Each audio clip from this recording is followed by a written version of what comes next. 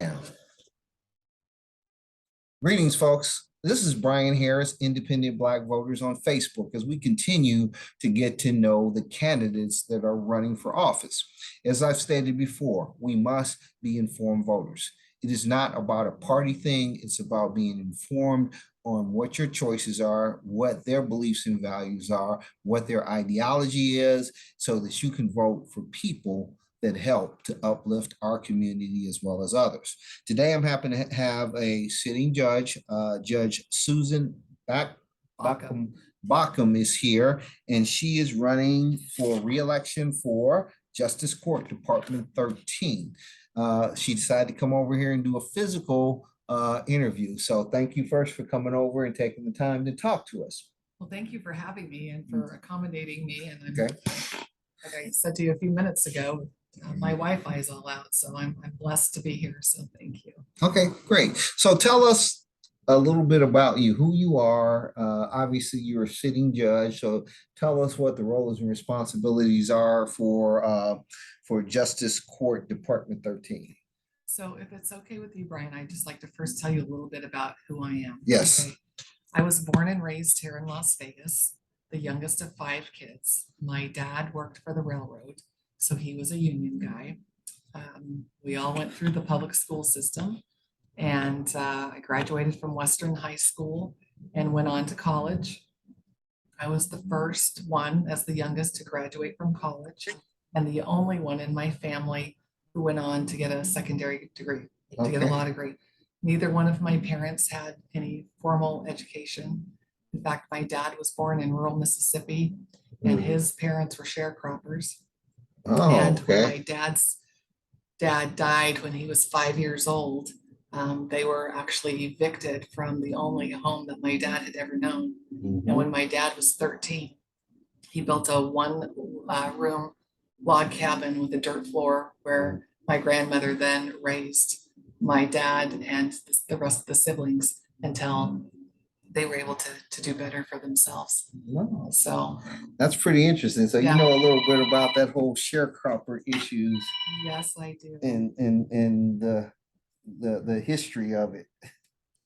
So So that's just kind of where I come from. My Okay. dad taught us from a very young age that to give back to your community, and you only get out of what you do if you put in hard work. And he was never afraid of hard work, and that is something he taught us as well. And I've always worked hard. I worked my way through school. I paid for it myself, scholarships, working 2, sometimes 3 jobs, and it was never handed to me. I had to do it myself. great, So- great. So So tell us now, Okay, I will. what does a judge do in Justice Court 13? So in Las Vegas Justice Court, the judges have different roles. Okay. So I currently sit on a criminal calendar. The first year on the bench, I was a civil judge. So we did all of the evictions and those kinds of cases.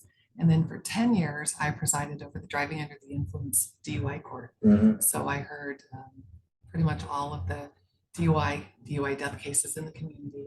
And we have in Las Vegas a lot of that happens. In fact, our DUI court is one of the largest courts, seeing that we see some of the biggest group of people in the entire country. So I did that for 10 years, and then I transitioned over to a criminal calendar in January. So I say it's anything from stealing a candy bar, which is petty larceny, because sometimes people say, what's petty larceny? It's like stealing a candy bar all the way up to murder. Okay. So, but the way I got to the court system is a little bit different than most lawyers.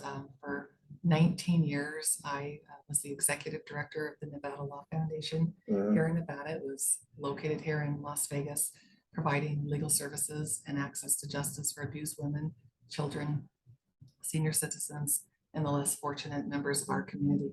So I did that, almost my entire legal career. So 30 years of legal experience. It has all been really given back to the community here in Las Vegas. Okay, where I good. was born and raised my family. Great, great.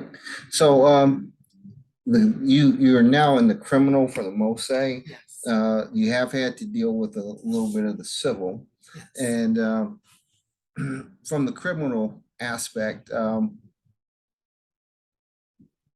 obviously we have laws that you guys are there to more important, you're to implement or interpret or make sure we follow the laws that are put down. There's a little difference between interpret sometimes and the law. What's your opinion on that when it comes to um, how you interpret or how you basically take the law as it stands? So, I mean, I believe that all judges need to follow the law as it's written. Mhm. But at the same time, you have to take people's circumstances into consideration. Mhm. For example, if somebody is before me and let's just say that they've been convicted of a battery charge, a misdemeanor battery charge, and they are required to take I'm a couple listening. of classes, pay a fine, do an impulse control class. And they come, give them 90 days, 120 days. They come back to you and they're like, Judge, well, I got the class done, but I wasn't able to pay the fine. Okay, Mhm. that's okay. We'll give you another opportunity, a Mhm. second chance to make sure that you can get that done. Mhm. Because I believe that you can't pigeonhole everybody into just these little boxes. Mhm. Everybody has different circumstances and you have to take them into consideration. Sometimes people don't have ways to get to work or they've lost their job, so they need the ability to do community service and community service in an area that they can get to, Mhm. not just where it's court ordered. So I always tell them, we have a list of places you can go, or if you are a member of a church or another community organization, you are welcome to do your community service there. So try to work with the people and taking that into consideration. One of the other things that we really see is we have a lot of mental health challenges Mhm. for a lot of the individuals that come into the court system and substance abuse issues. And sometimes those are interrelated, they overlap. And again, have to take those things into consideration. Do these individuals need additional services? Would they better benefit from some type of drug rehabilitation program, veterans court, or something like that? So we take a look at that. Last week, I had a young man in custody, and the case was negotiated, and the defense attorney puts the negotiations on the record like they normally do. Mhm. What the agreed plea deal is between the prosecutor and the defense attorney. And this young man was looking at me like he had absolutely no idea what was going on. Mhm. So I stopped the process and I just said, do you understand what's going on? And he said, not really. And I said, okay, this is the negotiation that was made. Mhm. Did your attorney talk to you about this? Yes, but I don't really understand. Okay. So attorney, let's sit back down with your client and explain the process again. And then we'll come back up and we'll start it again. Mhm. So sometimes people don't understand and you hear that verbally. Mhm. But sometimes you can tell by looking at somebody's body language or their eyes, and they really are not comprehending what's going on. So I think that as a judge, you have to take a step backwards and look at the entire totality of the circumstances. It's not just imposing a sentence, taking the imposing a sentence and moving on to the next. We really have to make sure that anyone that comes before the court understands the process. It's getting fair and good representation, and that the decision that's being rendered is fair and just. Okay. And that's interesting because obviously we're going through an interesting time right now. With inflation on the rise, there's a direct correlation between crime and poverty. There's a direct correlation, and obviously this increase in inflation has put people in dire straits. So there's going to be a direct correlation. There is going to be an increase in crime. I look at the fact that we actually have one of the largest indigent homeless camps right here down the street. And there's a balance always. There's a balance between keeping law and order and providing social justice.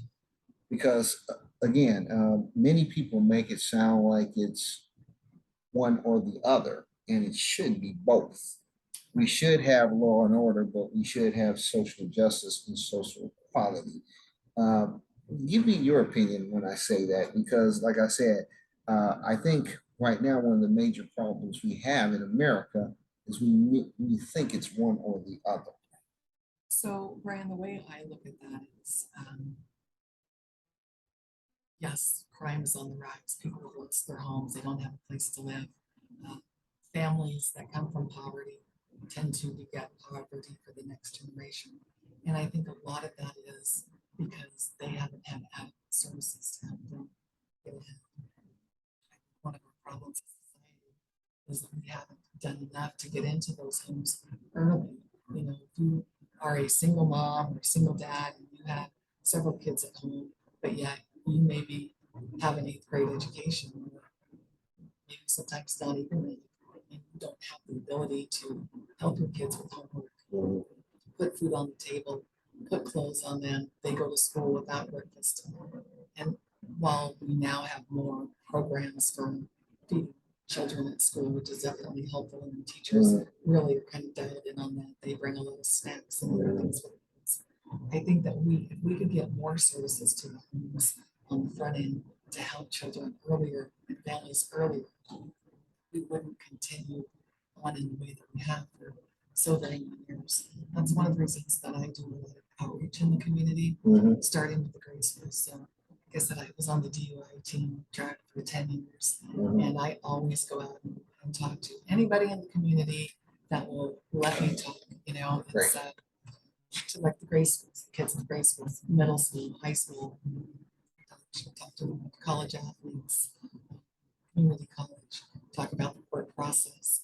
But one of the things that, and you may know this already, is that the first time anybody ever takes a drink or is involved with any type of recreational drugs, they can be as young as 10 or 11 years old. So my belief is if we can stop that early and give them the information that they need, perhaps then we can keep DUI arrest or another type of crime that happened. And it's education that we as community leaders, whether we're lawyers, doctors, pastors, teachers, educators, we all as a community need to do a better job of work. Okay, I'm gonna move this up, so I want to make sure people can hear you. Okay. Sorry, and my voice was getting a little low yesterday. I had laryngitis and I couldn't talk at all. So great. But anyway. So good. Now we go to a lot of what we do. Obviously, we ask people what the responsibility is, but this is we ask a lot of not related to the court, because obviously there's things you can talk about from a court perspective, but from the personal perspective, this is the independent Black voter. So we ask a lot of issues pertaining to the Black community, because there are a lot of issues out here that need to be addressed that cannot be ignored. So we start off by asking the question, who won the presidency? Was it Biden or not? What do you think? It was clearly President Biden who won the election. I asked that question. Do you think there was a significant amount of fraud, or do you think that there was, do you think there was, do you think that the election, that there were major discrepancies, or do you think that our system is in fairly good shape? So I think that our system is in fairly good shape, not to say that it couldn't be in better shape. Computers go down, as we know, things happen, but I don't think the election was stolen. I think that, you know, we have people in place that observe, laws are written to make sure things happen the way they're supposed to. We have lots of people that work very, very hard in not only in our community, but in all communities across the country that work hard to make sure that the election process goes smooth. We in the Black community are more concerned on voter suppression than voter security. Many people I talk to that that bring up voter security seem to have no problem with voter suppression. What's your thought on that? Oh, go right ahead. Yes.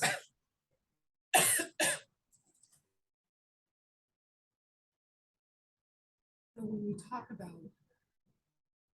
voter suppression, are you talking more about people are not able to get to the polls to vote? Or is it because there's this, is it the mail-in ballots? What exactly? Well, it's a combination of everything. Voter suppression, the same people a lot of times who are talking about voter security are developing or breaking down the new designs that were put in place to historically stop voter intimidation, that were stopped, historically in the Black communities. That's the area where you have the smallest amount of voters booths.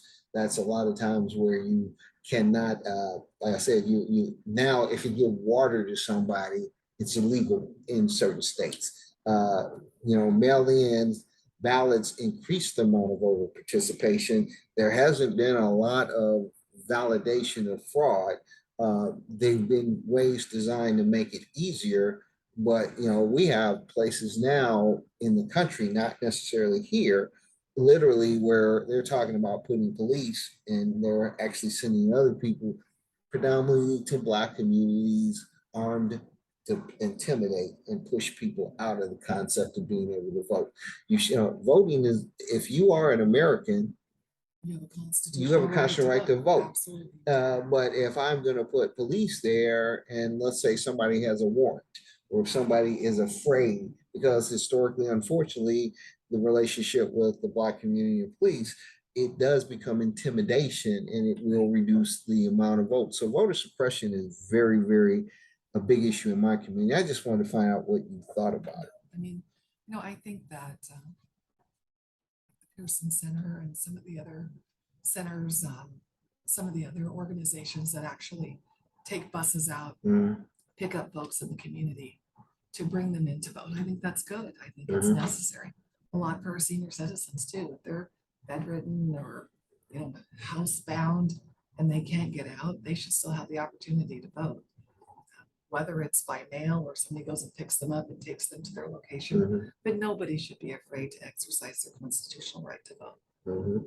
I mean, it's one of the most important things that I think that we get to do. If you don't vote, you shouldn't complain, right? Absolutely. Absolutely. Again, and I thank you for being candid, because our objective is to know you as a person. Right. Candidates, and I interview as many candidates as I can. They can pretty much do the job, but obviously their background, their ideologies, everything affects how they actually govern or judge. We have a problem, and I'll ask you here again, because we're trying to know right now. There's a major concern about the rise of white nationalism in America. My personal belief is that white nationalism is the precursor to fascism. We cannot continue to use lies in invoking a response that is negatively affecting our ability to truly govern and to govern fairly and consistently. Give me your opinion on what you're seeing today as far as what I see as the rise of white nationalism. Do you see it? And how do you think we as a country can come together and overcome that issue? So, I mean, this is a little bit out of the area of being a judge, right? No, this is just talking to understand beliefs, values, and ideologies. Right. So I think everybody needs to abide by the law, number one, I think it's important that we put good legislators, people in Congress, the Senate, the higher ups. I think it's important that we elect good people that understand the problems, understand the country, the community. But at the same time, those people need to be able to reach across all party lines. And it shouldn't matter what your party affiliation is. You should be able to work together for the good of the community, the good of the country. And we do at times, we see the rise of the white supremacists. We've seen, the Black Power movements. We've seen all sorts of different things, in my lifetime, probably more than you, because I'm gonna bet I'm older than you are. I'll take that bet. So I bet I've seen a lot more than you. I'll take So- that bet. I'm 61, 62. When's your birthday? A couple days ago. Okay, so I got you beat. I'm 62 and I was born in June. Okay. Okay, so I'm still older than you. Okay. Whether it's by a month or two, I'm still Okay. older. Okay. Okay. You won. But I grew up here in Las Vegas at a time when, schools were segregated. Right? Mhm. And I was in seventh grade before Kenny Gwynn, superintendent at the time, who then later was our Mhm. governor, started instituting, the busing of white students into the Black community and vice versa. Mhm. And it was an interesting time, but it was good. I mean, we got to meet and be involved with people that different communities that we really hadn't had any interaction with before, so I just think that was a good thing. And there were times that we would hear on the news that everybody needs to stay home, right? Mhm. You don't cross Bonanza Road, you don't cross Vegas, Vegas Valley. We lived over by where the Meadows Mall is. That's where I grew up. There wasn't a Meadows Mall then when I went to grade school. And everybody would put these little news alerts out. Everybody needs to stay home because they didn't want the whites fighting with the blacks or the blacks fighting with the whites. And, a lot of our police officers and families and Judge Bennett's dad, they go into the communities and try to Where we live. calm the rest. And, Yeah. And years later, like Frank Hawkins, I don't know if you're. Yeah, very good friend of mine. I went to high school with Frank. Okay. And Frank's daughter and my daughter went to grade school together, and I've been friends with Frank for a long time. And Frank has actually gone out into the communities too when tensions were getting high to, to calm it all down. And as long as we have people that can do that, I think we can continue to move forward. But again, it shouldn't be white versus black or, this group versus that group. We just need to learn how to love everybody and move along together for the betterment of all mankind. I agree. Yeah. Okay. All right. Like I said, we want to get to know you a little bit. So again, you started off telling us a little bit about you. Yes. Obviously, you're a sitting judge. So tell me what you believe, what improvements that you've seen or you've made to try to make your court better, more accessible, and more efficient. So during the pandemic, I was the chief judge. When everything got shut down, and justice court had to continue to operate because of the criminal cases that we had. Because in our country, everybody's entitled to get before a judge within 72 hours.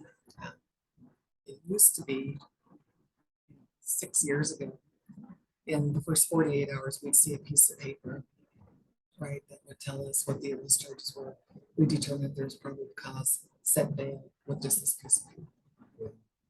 We've evolved from that in that we have the initial appearance court. We see people now within 12 hours of arrest. We have a lot more tools in front of us so we can make good decisions. We have a prosecutor and a defense attorney representing everybody that's been, accused of a crime there so they can have their proper hearings. But when the pandemic hit and we had to shut down, it was how do we see those people that have been arrested, right? Because nobody wanted to transport anybody. Everybody was shut down. So we had to increase our remote hearings because we really didn't have any systems really in place. A little bit, but not enough that Las Vegas Justice Court and Henderson Justice Court, the district court, that everybody could work off of, and we could still see the people from the jail.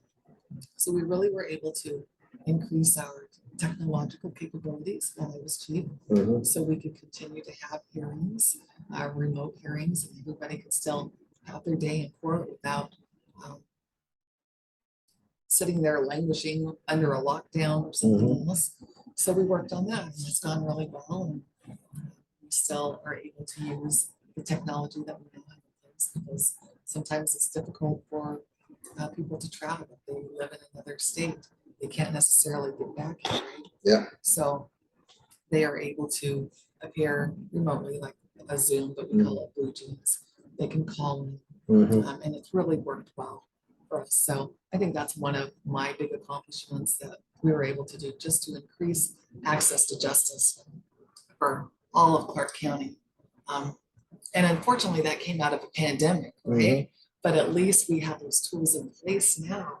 So in case there's another big thing that happens, we're ready to go. Great, great. Well, like I said, this is our chance to get to know you. And I appreciate the fact that you took the time to come out here to my little place and talk to us face to face. We will be putting this on the Independent Black Voters on Facebook. We encourage you to join and give your input. Let us know. I mean, I tell a lot of this to the judges and I tell it to the other folks, but people understand. Sometimes you just get on there and tell us who you are yourself, because we do have over 2,500 people and growing. They're not all Black. It's the Independent Black Voters, because we focus on discussing issues that prevalently hit our community the most. But we want to have different views and different understandings so that we hopefully will make a change in the long run. So I'm gonna say again, thank you. We have Suzan here. We're going to talk a little bit offline afterwards, but I'm going to let you take it home by, again, tell them who you are, what you're running for, and just give us a reason on why we should vote for you. So I'm Judge Suzan Baucum. I am running for re-election in Las Vegas Justice Court Department 13. I was born and raised in this community, and I have given back to this community my entire legal career of 30 years. And not just through the court system, but I also do a lot of volunteer work in the community, whether it's helping kids learn to read, or if they need math help, or talking to them grade school through college about the court system and, understanding the process and not drinking and driving in the community. But I love this community. I raised my family here. I would be honored to have your vote again in November. It's Judge Suzan Baucum, Las Vegas Justice Court Department 13. Thank you so much for your time today. All right, thank you. This is the Independent Black Voters signing off. Do this. I'm gonna pause this.